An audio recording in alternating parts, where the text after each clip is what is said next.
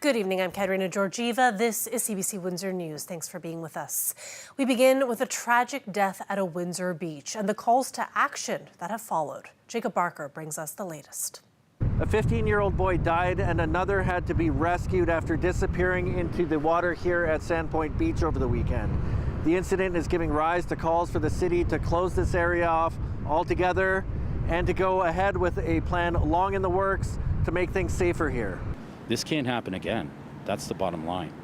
The bottom line is, I don't like going to funerals. This weekend's drowning is one of 4 at Sandpoint Beach in recent history. Around the same time last year, 2 men drowned. Police say they suddenly went underwater and did not resurface. Again, in May of 2021, the body of a 24-year-old was recovered after they went missing. Following that, the mayor called for a plan to move Sandpoint to be accelerated. It's a $15 million project he says is still years from coming to fruition. Ward Councillor Angelo Marignani says he's open to shutting down the beach and fast-tracking the plan, or at least parts of it. That would be the western wall put up on this side of the beach, enclosing that entire area and not allowing access into the water on the western side of the totem pole. On the eastern side, the waters are a bit more calmer. The trench is further away. It's more controllable. I'm not asking for all the, the splash pads, all the bells and whistles. I just want that area of the beach closed off with proper fencing and first and foremost, that safety concern. The project, which was endorsed by council earlier this year, needs to be funded to go ahead, and it's the safety improvements that make up the lion's share of the cost. Probably in excess of $12 million is the physical relocation of the beach. Those other, you talk about bells and whistles or park amenities, whether it's a playground, splash pad, improved trail, improved renovations of the washrooms are, that sort of $3 million price that you're right, could be phased in at a later date. A petition signed by a resident who lives by the beach is also calling for it to be closed until it can be relocated. We're willing to fund vanity projects, i.e. a streetcar, i.e. Charles Clark Square, the Civic Esplanade, for millions, but you won't drop $15 million into something that is actually causing human lives. But for some, closing it is a step too far. I mean, I don't know if I necessarily agree with it being closed down. If there's different safety precautions that can be put in place, then for sure, perhaps lifeguards, or if the undertow is really strong that day, putting signs out that say no swimming for those extra precautions. Councillor Ronaldo Agostino says it's not constructive to pit projects against one another. He's more interested in hearing ideas for keeping the beach open. What we could do and some ideas to suggest in regards to certain things that we could do right now or in the very near future that would not have to close the beach, that could possibly help in this situation further than what we're currently doing or what we have planned over the next few years. The tragedies have continued to happen here despite signage and fencing that have been put up to warn people to avoid this area of the water, and lifeguards aren't set to start here until June. However, the city says that even if they were hired to start here earlier in the year, they've been instructed to stay out of the off-limits areas of the beach. Jacob Barker, CBC News, Windsor. The judicial recount has begun for the Windsor-Tecumseh Lakeshore federal riding, and it's for more than 70,000 ballots in the contested race. And it's unfolding behind me here at the Green Valley Plaza in Tecumseh.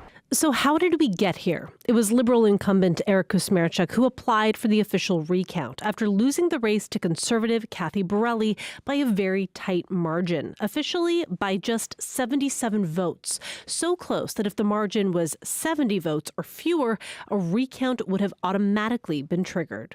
More than 500 ballots were rejected in this race. That's according to Elections Canada. Kusmerchuk's team cited more than a dozen affidavits from scrutineers for his campaign that say they saw valid ballots be rejected. Here's a sample of what a ballot like that may have looked like. The recount was granted on those grounds. So what's the difference between a regular count and a judicial recount?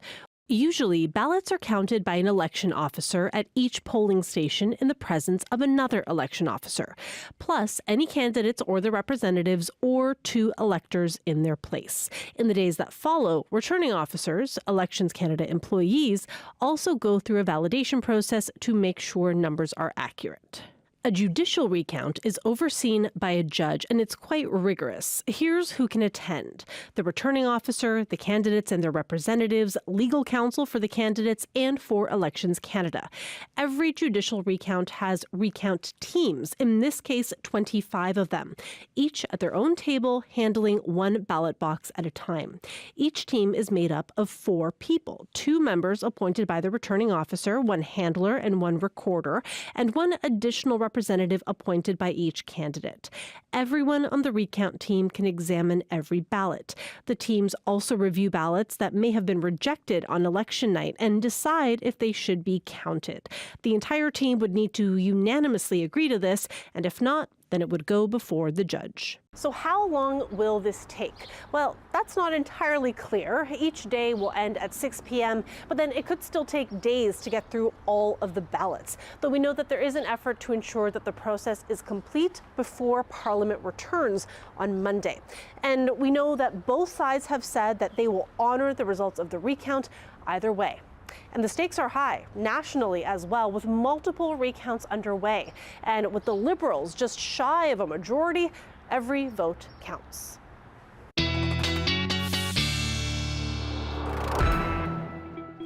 Colette Kennedy is with us now for our first look at weather. Colette, it was summer just a few days ago, so I don't know what happened here.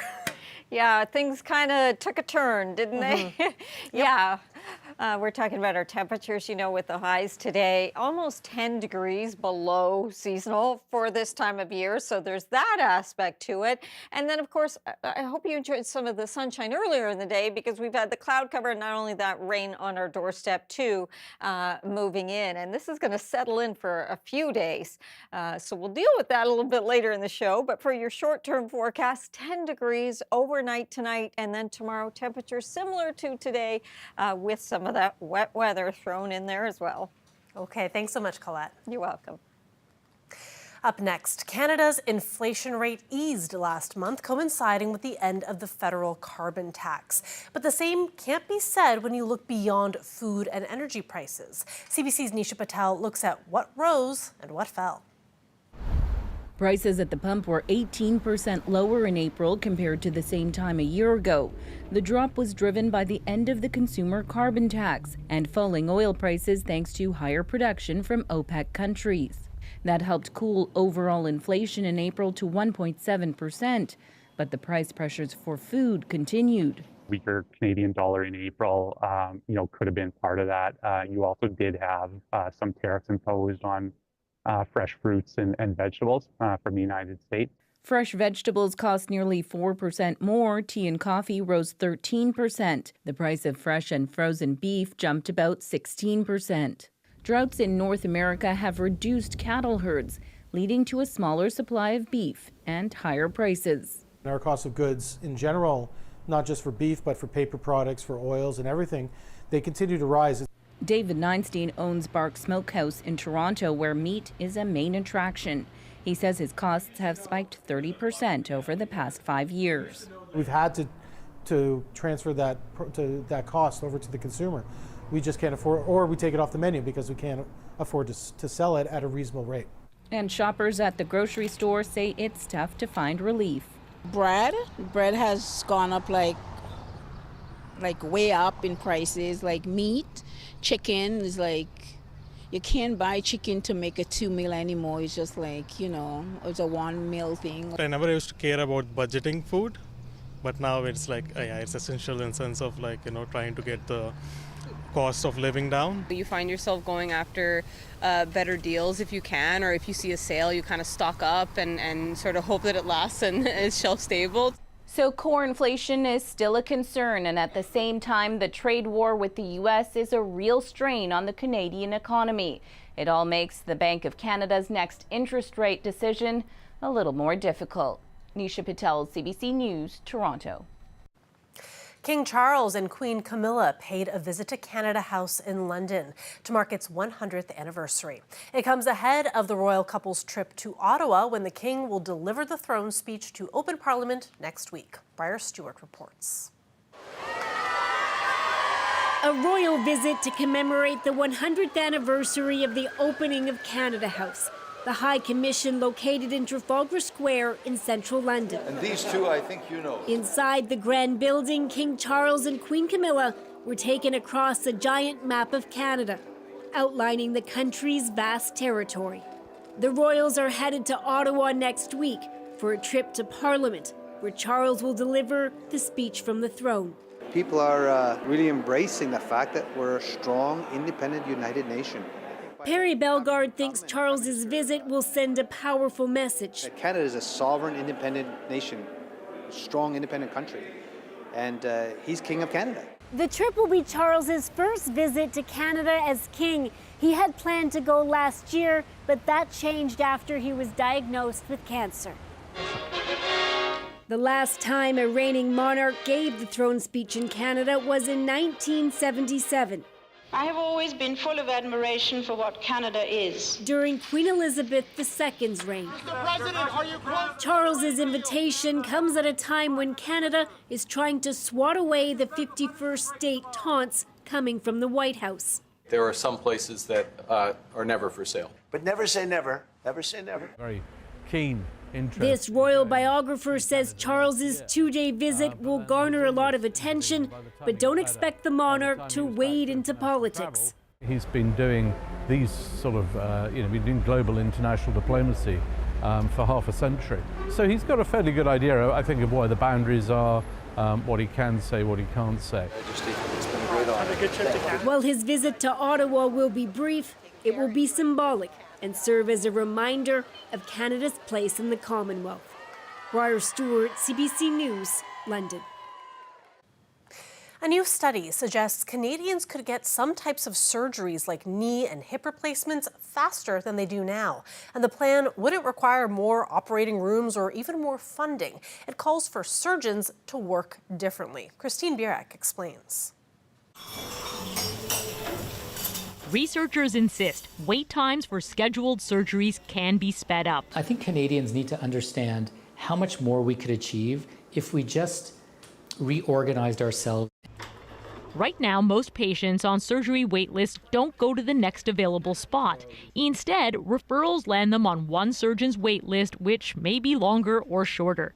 Using data from over 17,000 procedures in Ontario, researchers simulated wait times in 5 regions. They found a coordinated referral or central line for both the consultation plus surgery can eliminate prolonged wait times for joint replacement surgery. In one region, the total wait for 90% of patients dropped from about a year to around 6 months. So if this could get Canadians their surgeries faster, why aren't we doing it? A lot of surgeons are still skeptical. They're concerned that they'll lose their source of referrals. It's not about forcing it. It's about doing it in a way that makes sense for patients first and for clinicians. Look at this. Dr. Mohammed Al-Arakia spearheaded e-referral, a system that shows wait times and manages referrals in parts of Ontario. Patients can choose whether to see a preferred doctor, stay in a certain region, or just opt for the shortest wait time. What we've seen is most people want the shortest wait time. But if you want a particular surgeon, you should be able to choose. We don't like, hearing about patients who are suffering. The president of the Canadian Orthopedic Association says surgeons are open to new models. If this is brought into a way when you have surgeon input and you have patient input, and there's still some decision-making and choice, that's when you'll see a tremendous amount of buy-in. I support any measure that actually reduces wait times. Tina Moffat spent over a year in agonizing pain awaiting hip surgery. She understands change takes time, but says it can't happen fast enough. Christine Burek, CBC News, Binbrook, Ontario. Now, a health story of a different variety. A health check can be big or small, but here's one that's really tiny. 9 rare hazel dormice are getting a checkup at London Zoo before they are released into the wild next month. The health screening is part of a UK conservation effort to help the vulnerable mammal. The species was once widespread across England and Wales. Their population has plummeted by more than half over the last 25 years. Let's take a live look outside there. When we come back, we'll have the very latest out of the high-profile hockey trial in London. Stay with us.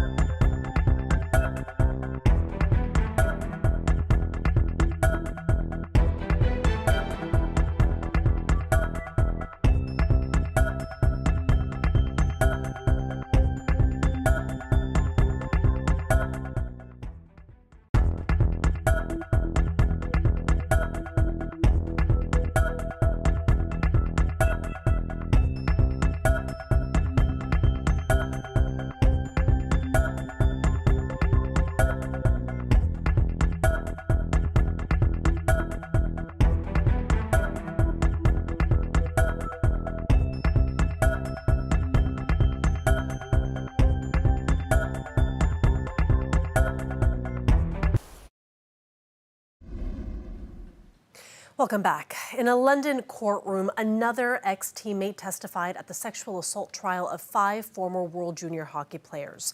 CBC's Megan Fitzpatrick has more from outside the courthouse and a warning that some may find the details in this report disturbing. A new witness has begun testifying, Brett Howden. He's another former teammate of the 5 accused players, and he was in the hotel room that night that the alleged sexual assaults took place in June of 2018 here in London, Ontario. Howden was testifying by video link from Las Vegas, where he lives and plays for the Golden Knights. He's not accused of any wrongdoing. He's now the fourth former teammate who was in the hotel room to testify about what he remembers and what he doesn't about that night.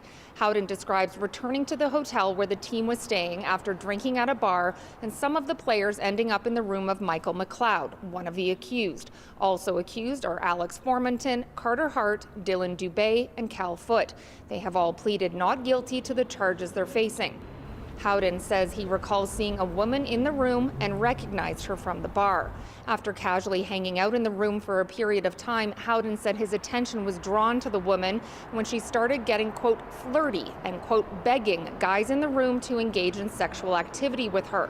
Howden testified that initially no one took her up on those offers, which prompted the woman to start egging them on and taunting them, he told the court. Eventually, Hart and McLeod received oral sex from the woman, he testified, and he saw Formanton go into the bathroom with her. Throughout his testimony, Howden couldn't recall certain details about the evening, and Crown lawyer Megan Cunningham would direct him to reference previous statements he's made to investigators in an attempt to refresh his memory. When the woman, known as EM because of a publication ban, testified, she said she had consensual sex with McLeod before others arrived in the room, and that the sexual activity that occurred after that was not consensual. She testified she felt outnumbered and intimidated in the room. Howden maintained in his testimony that she was the one repeatedly asking for sexual acts, and that he and his teammates were surprised she was doing so. Howden's testimony will continue on Wednesday. Megan Fitzpatrick, CBC News, London, Ontario. Israel is pressing ahead with a new military offensive in Gaza. Health officials say at least 85 Palestinians have been killed in airstrikes. Meanwhile, after a nearly 3-month blockade, Israel is allowing a limited amount of aid trucks to enter the territory amid warnings of famine and mass starvation. Trent Murray reports from Tel Aviv. Well, Israel's Air Force has said that in the past 24 hours it launched 100 separate strikes across multiple targets in the Gaza Strip. That does align with what the Palestinian Civil Defense Agency has been saying, which is that they have been responding to multiple strikes both in the north, in the central part of the Strip, but also particularly around Khan Yunis. It is an area which has seen multiple evacuation orders issued in recent days. We also know that, of course, the situation on the ground for humanitarian aid remains very difficult. It was only yesterday that the Israelis allowed the first batch of trucks into Gaza, the first ones that we have seen since all the way back on March 2nd when this blockade was announced. It was just 5 trucks that were let through. That comes against a backdrop of very dire warnings from the UN about the number of children and infants that are at risk of starvation and malnourishment because of this ongoing blockade. And of course, whilst Israel is stepping up its military maneuvers in Gaza, there are still ceasefire negotiations underway in Doha, but according to reports there, they are now effectively at a stalemate. We have heard from Qatar's Prime Minister, who has been quite central mediating the talks between the two sides. One party is looking for a partial deal that might or have the possibility to lead to a comprehensive deal, and the other party is looking just for one-off deal and to end the war and to get all the hostages out. The delicacy of that situation in the region right now is critical. And with the Qatari negotiators saying that Israel's latest efforts are undermining any chance at peace as both sides seem further and further away from agreeing to any sort of ceasefire. In Tel Aviv, Trent Murray for CBC News. Canada, Britain and France are together warning that they will take action if Israel does not stop a renewed military offensive in Gaza and lift aid restrictions. In a joint statement, they said that the level of human suffering in Gaza is intolerable, adding that the amount of food allowed to enter Gaza is wholly inadequate. Stay with us. We'll be right back with weather.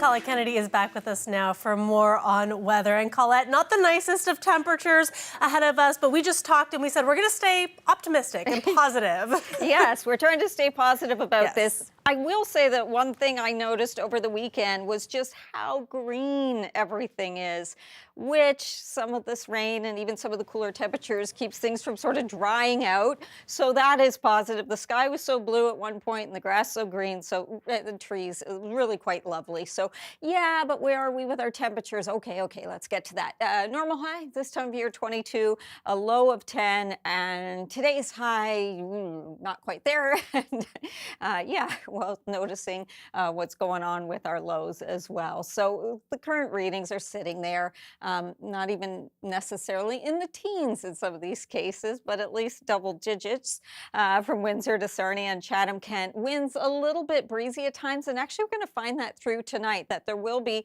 some stronger gusts. Chatham-Kent, for example, right now gusting over 50 kilometers an hour and kind of coming in off the lake. So the direction as well can make things feel a little bit cooler and becoming wetter as well, as this next round is going to rotate now into southwestern Ontario, but it's just sort of the beginning of what's happening with this system as we go into yet another pattern where we get an area of low pressure that's sort of cut off from the upper flow and nothing pushes it along. So it really hangs out, must really like us in the Great Lakes region, because we're seeing this happening once again. Some of that very active weather, deadly tornadoes, severe weather outbreak over the weekend, another day in some of the same areas, especially towards Kentucky, but this should be the last day of it with this system, just the beginning of it for us, not in terms of the severe weather, but the wet weather. So taking you through this period of time, we get into some, soggy conditions through Wednesday.